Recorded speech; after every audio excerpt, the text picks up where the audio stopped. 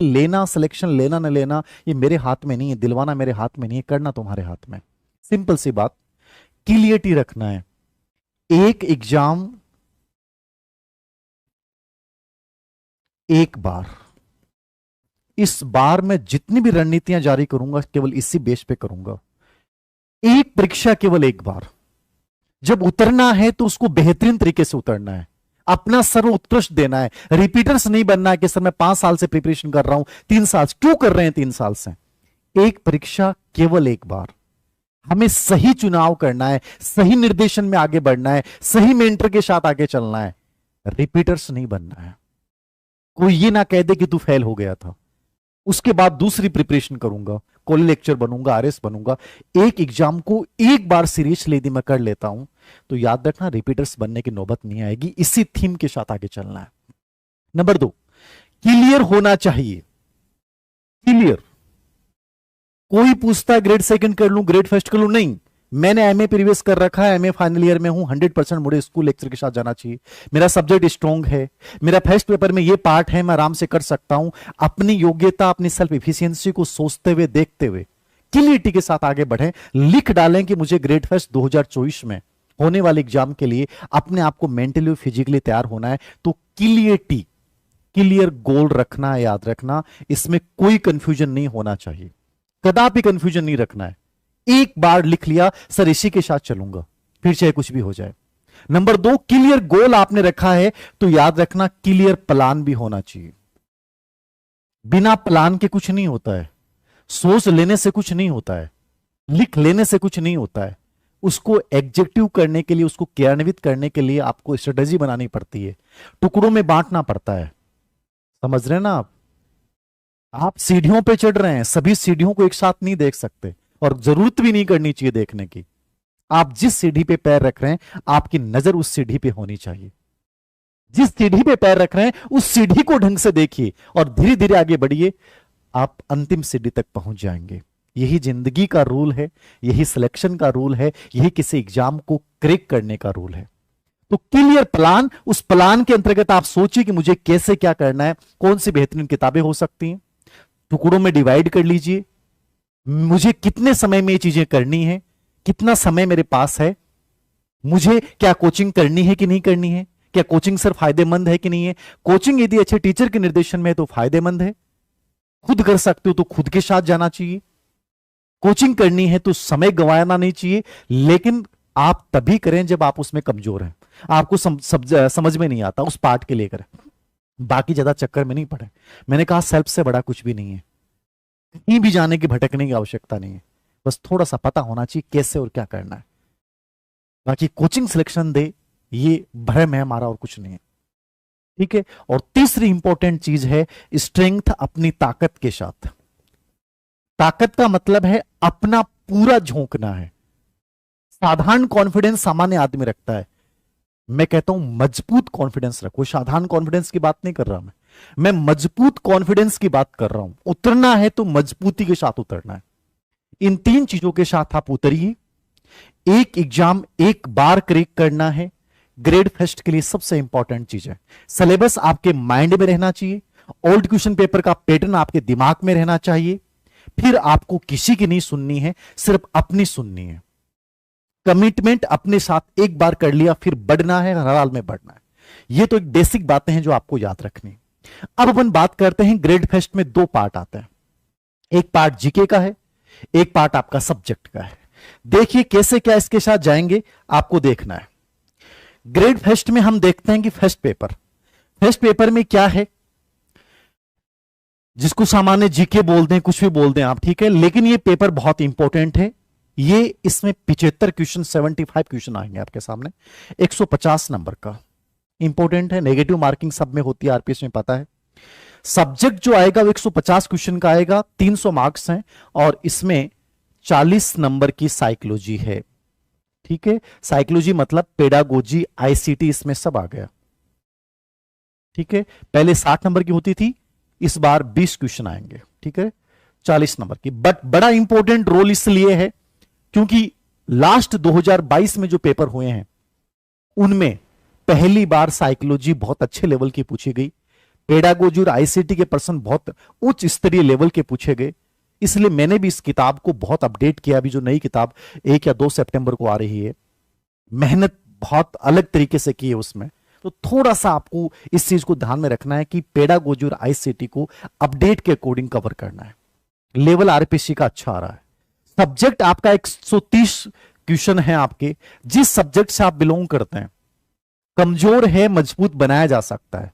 और मुझे लगता नहीं, मैं बार बार बोलता हूं, ह्यूमैनिटीज के विषय को आप आराम से सेल्फ स्टडी कर सकते हैं, लेकिन आपका कोई ऐसा विषय जो अंडरस्टैंडिंग लेवल वाला है, वहां आप किसी कोचिंग की हेल्प ले सकते हैं, कहीं किसी ऑनलाइन कोर्स की हेल्प ले सकते हैं जो आपको बेटर लगता है, टेस्ट सीरीज की हेल्प ले सकते हैं जहां आपको बेटर लगता है।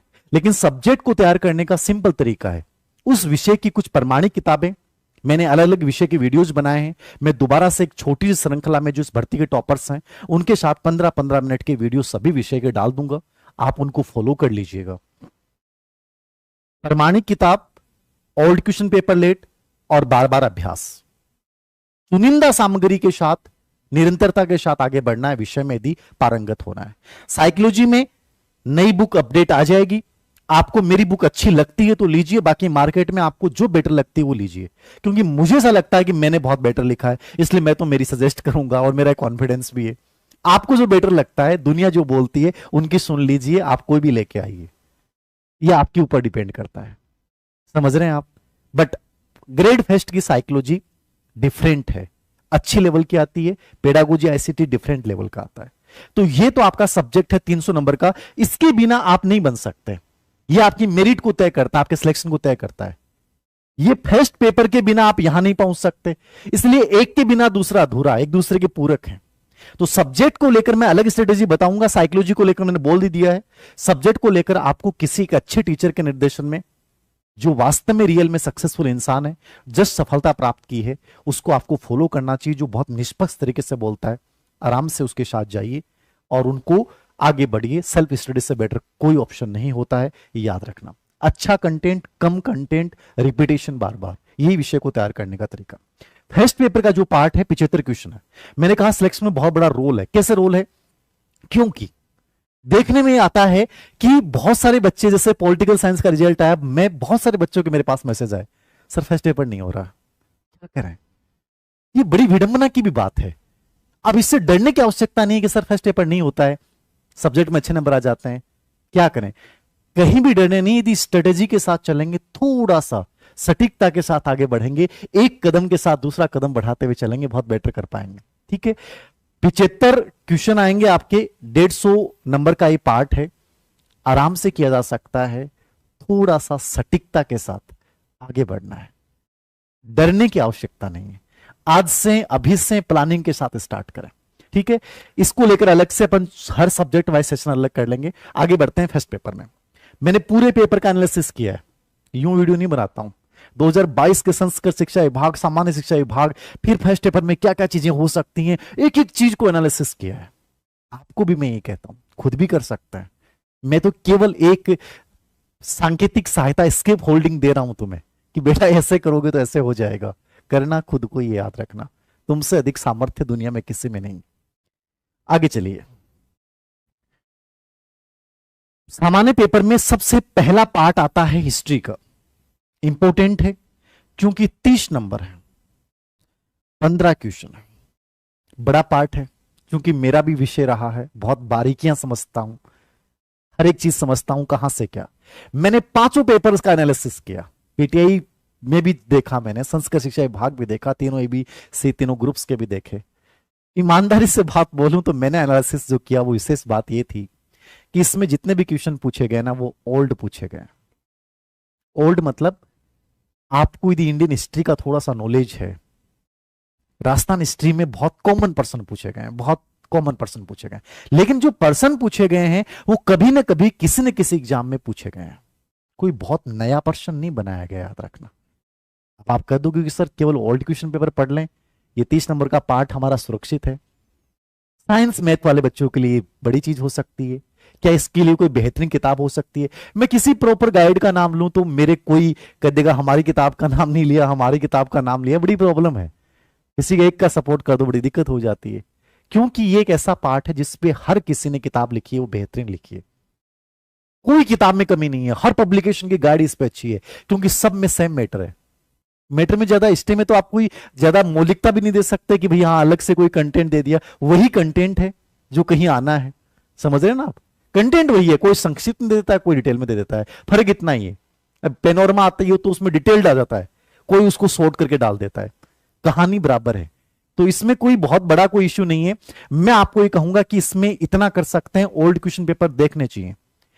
आपके लिए केवल इतना कर सकता हूं, इस पे वर्क कर रहा हूं, जितने भी question paper old in topic से रिलेवेंट, उनको अवनी एजुकेशन ऐप पे एक 10 रुपए का 12 रुपए का एक छोटा सा फ्री कोर्स बना के उसमें हम उपलब्ध करवाने का पूरा प्रयास करेंगे, ताकि आपको एक हेल्प हो जाए।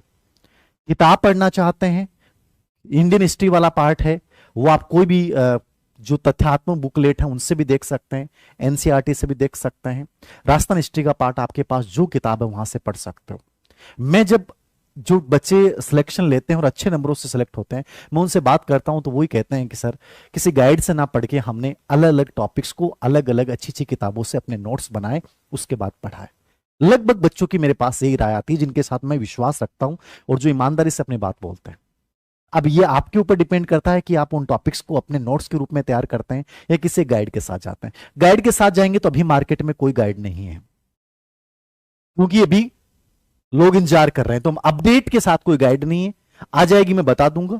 अलग अलग लोग इस पे कर रहे हैं। एक हमारे मित्र पप्पू सिंह जी हैं, वो भी इस पे एक अच्छी बेहतरीन किताब के लिए उन्होंने बोला है कि सर मैं जल्दी इस पे निकालूंगा।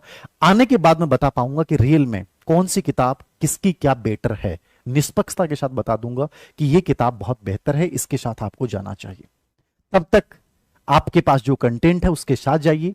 मैं इस पे ओल्ड क्वेश्चन पेपर पे काम कर रहा हूं, जल्दी इसको आपके सामने प्रस्तुत करने का बिना कोई विशेष चार्जेस के उपलब्ध करवाने का प्रयास करेंगे। बाकी खुद भी आप इन चीजों को कर सकते हैं, टॉपिक के साथ जाइए। मैंने कहा ओल्ड के अलावा प्रश्न नहीं आता, ये तय बात है, ठीक है। फिर भी कंटेंट थोड़ी तो पढ़नी पड़ेगी। तो पहला पार्ट ये मैं मानता हूं कि इसमें आपको कम से कम 13 क्वेश्चन आपके सही होने चाहिए 15 में से, और आराम से कर लोगे। बहुत इतना पढ़ने की आवश्यकता नहीं है, इतना सा पढ़ के भी ये 13 क्वेश्चन कर सकते हो। बस थोड़ी सी समझ और विवेक का प्रयोग करना है, और कुछ नहीं। याद रखना, इतिहास सबसे आसान विषय है, जिसको कोई भी बच्चे रट्टे मार का सक्सेस हो सकता है, समझ में आए नहीं आए वो भी कर सकता है। इससे आसान विषय मैं नहीं मानता कोई है, क्योंकि रिपीटेशन अभ्यास का विषय होता है। चाहे वो राजस्थान हिस्ट्री हो, चाहे इंडियन हिस्ट्री हो, कोई भी हिस्ट्री हो, थोड़ी सी विवेक का प्रयोग तो हर विषय में करना पड़ता है। आगे देखिए, पहला पार्ट इंपॉर्टेंट। दूसरा पार्ट अपन बात करते हैं हिस्ट्री के बाद, मैथ रीजनिंग का पार्ट। ये दोनों को मैंने जोड़ा है, मैथ रीजनिंग और जनरल साइंस, क्योंकि साइंस आर्ट्स वाले बच्चों के सामने बड़ी तकलीफ होती है। इस तरह तो समझ में नहीं आती। अब जैसे मुझे मैथ नहीं आती थी तो मेरे लिए तकलीफ का विषय है कि भाई मैथ की जितना करना है उतना कर ले। दुनिया के वर्ल्ड के सबसे रामानुजन जी भी पढ़ाने आ जाए ना, तो भाई मेरे तो मैथ नहीं आए, क्योंकि मेरा नजरिया मैथ के प्रति नेगेटिव हो गया। लेकिन ये तय है कि मैं रीजनिंग का प्रश्न कभी गलत नहीं करता। अब आपके पास ऑप्शन है कि भाई क्या करें क्या नहीं करें। तो इसमें मुझे लगता है 2 या 3%, 4% जो स्टैटिक्स रीजनिंग टाइप प्रश्न आते हैं वो कोई भी बच्चा सीख सकता है। सीखने को मैथ भी सीख लेगा। यदि मैथ तकलीफ देती है जिस बच्चे को पहले नहीं आई, क्योंकि मेरे तो मैथ में बाई ग्रेस आई थी, तो मैं तो समझ गया था भाई पार नहीं पड़ेगी। लेकिन उसके बाद जब मैंने आरएस प्रिपरेशन की तो मैं मैथ के औसत है, प्रतिशत वाले हैं, इन प्रश्नों को मैं सीख गया था। मुझे लगा कि यार सीखना तो चाहिए। तो प्रेशर जब पड़ता है तो इंसान कुछ भी कर जाता है। देखो सिंपल सी बात है। तो मेरे अकॉर्डिंग, क्योंकि इसका रोल बड़ा है, 20 नंबर का पार्ट है मैथ रीजनिंग का। आप इसको कोशिश करेंगे जो टॉपिक आप कर सकते हो वो कर लो तैयार। 10वीं तक का लेवल आता है इसका, कोई बहुत मुश्किल काम नहीं है, कर सकते हो। 10th तक का सेकेंडरी लेवल आएगा इसका, ठीक है। तो इसमें रीजनिंग कम से कम जरूर कर लो जो आर्ट्स का बच्चा है। बाकी साइंस बैकग्राउंड के बच्चे के लिए सबसे आसान पार्ट है, आराम से कर जाएगा। इसके लिए बेटर बुक क्या हो सकती हैं, 10वीं तक की किताबें आप देख लें, उनके अकॉर्डिंग तैयारी कर लें, सबसे बेस्ट है। इसके अलावा मेरे अकॉर्डिंग गाइड के रूप में आपको जाना चाहिए तो नकुल पारिक की जो किताब है अभी जो जस्ट आई है उसके साथ आप चले जाइए। उससे बढ़िया कुछ भी नहीं है, इससे बाहर नहीं आएगा। आ जाएगा इसमें सब तो 100 ट्रिक्स सब दे रखी हैं और अपने अवनी से निकाल रखिए। तो ये फर्स्ट पेपर के लिए 20 नंबर के पार्ट के लिए किताब गाइड के रूप में लेना चाहते हैं तो आप ये ले लीजिएगा। मेरे अकॉर्डिंग निष्पक्ष रूप से कह रहा हूं, या अवनी पब्लिकेशन से इसलिए नहीं कह रहा हूं, ये रियल में इस पार्ट के लिए इनकी किताब बेहतरीन है, कोई डाउट नहीं है, ठीक है। या आप अपने लेवल पे आपको जो लगता है वो ले सकते हैं, जरूरी नहीं इसके साथ जाएं। बाकी 10th लेवल के, सेकेंडरी लेवल के प्रश्न आएंगे, उन बुक्स के बाहर कुछ नहीं आएगा। इसका आप कोर्स लेना चाहें कोर्स भी ले सकते हैं, पर्टिकुलर अलग पार्ट जहां भी जो टीचर बेस्ट पढ़ाता हो। हमने भी अवनी पे जारी किया, बट जरूरी नहीं आप वो लें, आप क्लास लेके देखेंगे वो टीचर अच्छा पढ़ाता है कि नहीं पढ़ाता है। हमने 10th जो गवर्नमेंट स्कूल में पढ़ाते हैं उन्हीं टीचर से करवाया, बट फिर भी आपको जो बेटर लगता है उसके साथ जाइए, अपने अनुभव से चुनिए, कोशिश करें कि इस पार्ट को छोड़े नहीं, आप करिए अच्छे से। जनरल साइंस का पार्ट जो मैं बता दूं आपको, ईमानदारी से यदि आपने थोड़ा एनालिसिस किया हो, 5 प्रश्न आएंगे 10 नंबर का। मैंने देखा कि जो प्रश्न आए हैं वो जनरल एनसीईआरटी से पूछे गए थे। इस बार जो प्रश्न आए हैं सभी पेपरों में, सभी एनसीईआरटी से पूछे गए हैं, और 5 प्रश्नों में से लगभग 3 प्रश्न जो हैं वो ओल्ड एग्जाम में आए हुए प्रश्न पूछे हैं। मतलब लगभग 2 प्रश्नों को उन्होंने लैंग्वेज चेंज करके बनाया है, बट 3 प्रश्न अमूमन एज इट इज जो पूर्व लैंग्वेज आई है वो सेम पूछी है। तो जनरल साइंस मतलब एनसीईआरटी से बढ़िया कुछ नहीं है। एनसीईआरटी के साथ उन टॉपिक जो सिलेबस में उसी के अकॉर्डिंग चले जाएं, आप सब कुछ पढ़ने की आवश्यकता नहीं। यह इसके ओल्ड क्वेश्चन की, जैसे जनरल साइंस के एनसीईआरटी के सार के नाम से हेमराज जी सर जो बायोलॉजी के हैं, उन्होंने एक रीट वाले बच्चों के लिए किताब पतली सी बुकलेट निकाली थी, एनसीईआरटी का सार निकाला था, उसमें सभी क्वेश्चंस थे, ठीक है ना। तो ऐसी कोई बुकलेट आपको मिलती है तो हेमराज जी सर की भी शायद बुकलेट आपको मिल जाएगी। हेमराज जी अवनी से आती है पहले, अभी दोबारा अपडेट चल रहा है शायद, तो देख लेना उसको, अपडेट के साथ आ जाए तो उसको देख लीजिएगा। या और कोई बुकलेट आपको जो ओल्ड क्वेश्चन पेपर हो साइंस के उसके साथ भी जा सकते हैं, बट ये आती है एनसीईआरटी से, नहीं आती है नहीं पढ़ा जाता, इग्नोर भी कर सकते हैं, बट मेरे अकॉर्डिंग मैंने थोड़ी सी कर लोगे तो ये 5% में से 3 सही हो जाएंगे। अगला पार्ट, हिंदी के 5 प्रश्न। हिंदी को लेकर मुझे बताने की आवश्यकता नहीं कि सर हिंदी को कैसे पढ़ें, ये 5 प्रश्न हर बच्चे के सही होने चाहिए। और इसके लिए जो किताबें आपके पास, रीट के समय आपने जो प्रिपरेशन की, सरल हिंदी व्याकरण जो आपके पास होगी उससे पढ़ लीजिए, ठीक है। या जो भी गाइड आपके पास राघव प्रकाश मैया सर कोई सी भी हो, एक जो भी है, इसके लिए कोई नई किताब खरीदने की आवश्यकता नहीं है। उन 5 प्रश्न के साथ आप वहां जाइए, या ओल्ड जो प्रश्न आए हैं उनका अभ्यास कर लीजिए, लगभग वहां से रिपीटेशन भी हो जाता है। या कोई भी एक बुकलेट है वो चुन सकते हैं। इंग्लिश के लिए मैंने आपको पहले ही बोला है, आरएस प्रिपरेशन के समय मैंने बीएस रस्तोगी की किताब पढ़ी थी, वो बढ़िया किताब लगी मुझे, लैंग्वेज बहुत अच्छी लगी। वो 5 प्रश्न के लिए आप देख सकते हैं, या इन 5 प्रश्नों के लिए आप कोई जो पर्टिकुलर 5 प्रश्नों का कोर्स करवाए, ठीक है ना, हमने भी जारी कर रखा है, बट फिर भी आपको जो बेटर लगे जिसकी भाषा, उसके साथ जाइए, या किसी के पास व्यक्तिगत ट्यूशन लेके भी आप इन 5 प्रश्नों को सही कर सकते हैं। इंग्लिश हार्ड नहीं आती है स्कूल लेक्चर में, आपको डर भी लगता है तो भी आप कर सकते हो।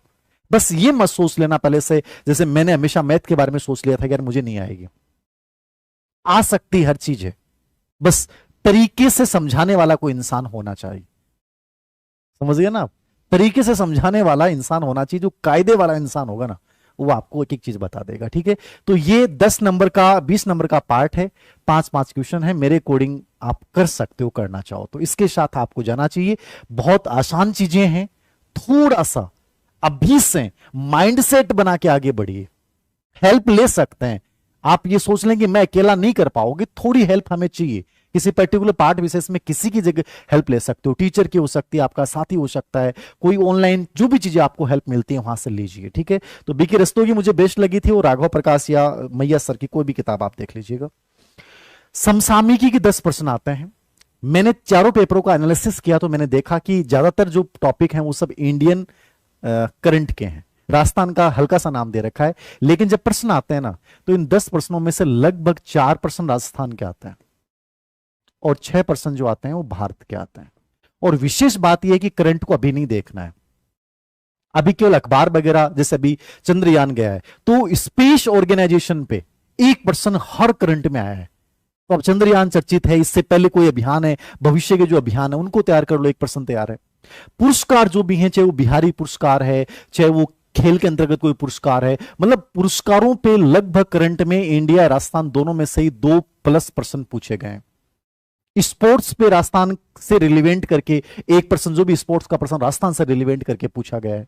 योजना राजस्थान की 1 या 2 योजना पे प्रश्न पूछा गया है, समझ रहे हैं आप। तो टोटल आपको यह समझना है कि इसमें भारत का और वर्ल्ड का भी नाम ले रखा है। वर्ल्ड का नॉर्मली आता नहीं है, बट फिर भी भारत और राजस्थान के ये 10% है, ये लास्ट टाइम में कवर किए जा सकते हैं। कोई भी अर्धवार्षिकांक वार्षिकांक ले आना, अखबार वगैरह पढ़ते रहो। राजस्थान के 4% है, वो अपने उन्हीं की जो फ्री बुकलेट है हर महीने के हम निकालते हैं, उसी से हो जाए, क्योंकि अखबार उसमें डालता हूँ, सुजस उसमें डालते हैं, तो उसी से हो जाएगा फ्री वाली, उसका भी अर्धवार्षिक निकालेंगे। या मार्केट में जो आपको बेटर लगती है, जिसकी भाषा आपको आसान लगती है, वो मूमल हो सकती है, विनोद वाली किताब हो सकती है, कोई तीसरी हो सकती है। नॉर्मली मूमल ठीक आता है, इससे मूमल का अंक, ठीक है, वार्षिकांक अर्धवार्षिकांक, तो वो आप उसके साथ जा सकते हैं। तो करंट में अभी इंतजार कीजिएगा, अभी आप अपने हिसाब से पढ़ते रहें, इसमें लास्ट में और चीजें मैं बता दूंगा, कौन से टॉपिक में से क्या क्वेश्चन आने की संभावना रहेगी, ये भी मैं आपको बता दूंगा, ठीक है। ये 10 नंबर का पार्ट, ये 10 क्वेश्चन हो गए, 20 नंबर का पार्ट। उसके बाद आता है स्कूल मैनेजमेंट। इसका बड़ा रोल है स्कूल मैनेजमेंट का।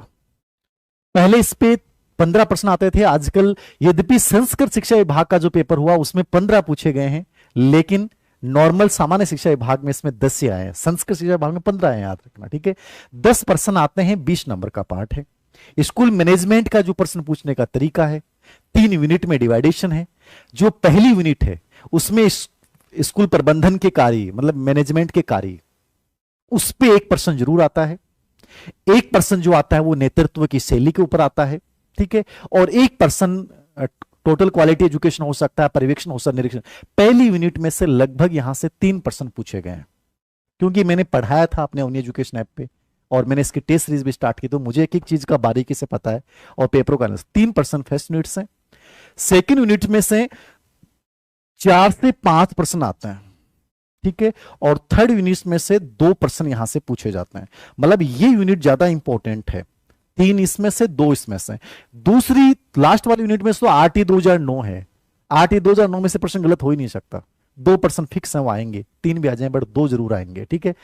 3% इसमें से, जिसमें एक तो नेतृत्व शैली ढंग से तैयार कर लो, 1% तो 100% यहां से आएगा, लीडरशिप। और उसकी भी ओल्ड क्वेश्चन बता दूंगा मैं आपको, लगभग वो चीजें कवर हो जाती हैं। और इसमें प्रयास भी मैं कर रहा हूं, हमने एक जितने भी नेतृत्व के आज तक रीट सीट इसके स्कूल मैनेजमेंट के, अपने नेट के, इनमें, क्योंकि नेट में भी आता है नेतृत्व, तो इसके जितने भी क्वेश्चंस आए उन सबको हम तैयार करके क्वेश्चनों की व्याख्या वाली स्कूल मैनेजमेंट की बुकलेट निकाल रहे हैं। तो उसमें कोशिश ये कर रहे हैं कि कुछ छूटे ही नहीं, उसकी व्याख्या में पूरा कंटेंट आ जाएगा। प्रयास कर रहे हैं, याद रखना, 15 से 20 दिन में। तो नेतृत्व को ढंग से तैयार कर लो। स्कूल मैनेजमेंट के जो कार्य हेनरी फेवल वाला, लूथर गुलिक वाला, उस पर 1% आता है, और बाकी 1%, और लगभग हो सकता है स्कूल कार्य वाले पे 2 आ जाए, तो ये 3%। ये जो 5% आ रहे हैं ना, ये बड़ी इंपॉर्टेंट यूनिट है, जिसमें 2% तो शैक्षिक नवाचार, जो ग्रेड 3 के टाइम में आपने पढ़ा था, शिक्षा वाणी, स्माइल, आपका राइज, ठीक है, शिक्षा दर्शन, ये जितने भी नवीनतम योजनाएं थी, 2% यहां से आ रहे हैं।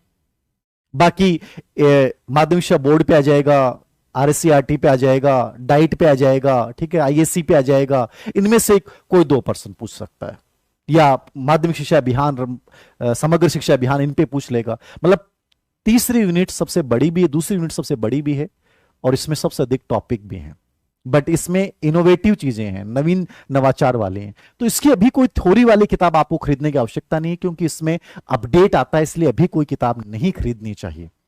अभी इसकी कोई किताब आपको नहीं खरीदनी चाहिए, इसके लिए आपको इंतजार करना चाहिए। बाकी ओल्ड क्वेश्चन पेपर की बुकलेट हम निकाल रहे हैं, कोई थ्योरी वाली बेस्ड किताब होगी, या हो सकता है हम क्वेश्चंस में इतना मैटर डाल देंगे, आपको जरूरत नहीं पड़ेगी। तो इसके लिए अभी इंतजार कीजिए। बाकी अपने लेवल पे आपके पास यदि ओल्ड बुकलेट है तो उसके अकॉर्डिंग अभी पढ़ते रहिए, क्योंकि इसमें अपडेट होता है, याद रखना, ठीक है। इसको